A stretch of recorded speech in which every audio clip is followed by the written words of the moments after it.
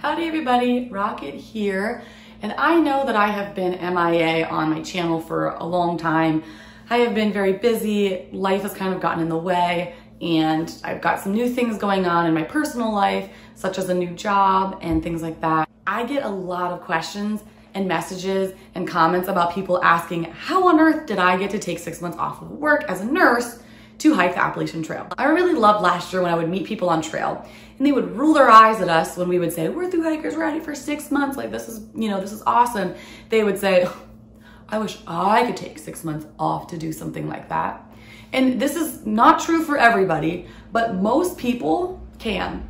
It's just a matter of will, intention, and extra work. I'm not saying that every single person on the planet can give up their life for 6 months and go hike on the AT.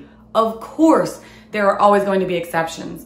There are people with young children, people that are caring for their loved ones in a medical or financial kind of way. Those people, I understand, you cannot just up and leave for 6 months. There are people with health conditions that are required to stay working so they can keep health insurance. Of course, I'm saying there are always exceptions. Now, for most people like me, it was just a matter of making the decision, putting in the work, asking the right questions, and making sure that I didn't take no for an answer. When I decided that through hiking the AT was something I was 100% committed to doing, the first thing I did was start talking to my boss, my unit director at my hospital, where I work as a nurse. I was under a 2-year contract because I received a very small bonus to work for 2 years there.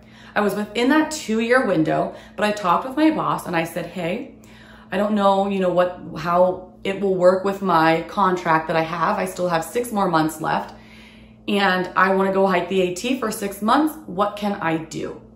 And we worked out a way that I was put into a very, very casual, specially made position so I would be able to go hike the AT and come back into my position without taking away a full-time position that would be gone for 6 months. So I was very, very, very lucky that my boss was able to make me a very special exception. Now, I also had some issues where when I came back, I had to extend my work contract by 6 months because I was gone for 6 months. So I'm just now at the point now where my 2-year contract is up at the end of this month, even though I've been there for over 2.5 years. So just remember that, if you have contractual obligations, you don't want to pay back bonuses that you receive or get penalized, make sure you're talking with your boss about how on earth you go about that. Real quickly, I also sold my house and everything I owned. I paid off every single piece of debt that I had. So it really made me less responsible for things happening back home. The only things I had was a cell phone payment and a car storage insurance fee, where my car was uninsured, but it was still being insured in storage. And that was pretty much the bills that I had back home aside from my Netflix account that my mom was using. So here's what I'm gonna recommend to you when you decide that a thru hike is something you wanna do. If you're in a job that you can't take 6 months off, or you don't know if you can take 6 months off, my recommendation is to go to your boss or your manager or whoever you report to and start asking the question of, is there a way I can do this? Is there a way to keep my position open? Or is there a way that I can come back maybe in a casual position and then work my way back into full time? And I know that this isn't gonna work for everybody. I'm kind of speaking to a lot of the nurses that have messaged me about how on earth we go about this. A lot of people I talk to say, they went into travel nursing because with your contract, you can work for 4 months and take however much time off you want. Now, that being said, you're gonna have to figure out a way to cover health insurance. I'm very lucky as a veteran with a 10% disability rating for tinnitus. I was able to use the VA for all of my healthcare needs had they arise. I'm luckily very healthy, not on any medications, and I was able to pretty much hike the entire Appalachian Trail with the VA as a resource, luckily not having to use it at all. Back to the topic we were at before, go and talk to your boss, your manager, or your HR department and figure out if there is a way to negotiate a contract or figure out an agreement where you can come back after you leave, or if they can hold a position or create one for you or put you in a casual position or write in a contract that you'll be back and you'll owe them this, that, and this, if that's something you're interested in doing. So it is a possibility.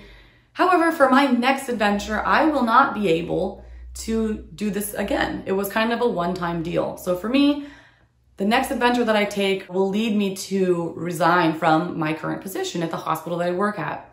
Hopefully, they'll keep a position open for me when I return to be rehired. There's no guarantee, and that's kind of the risk you take when you become a thru hiker. You have to find a balance between your hiking life and your real life, your non-hiking life.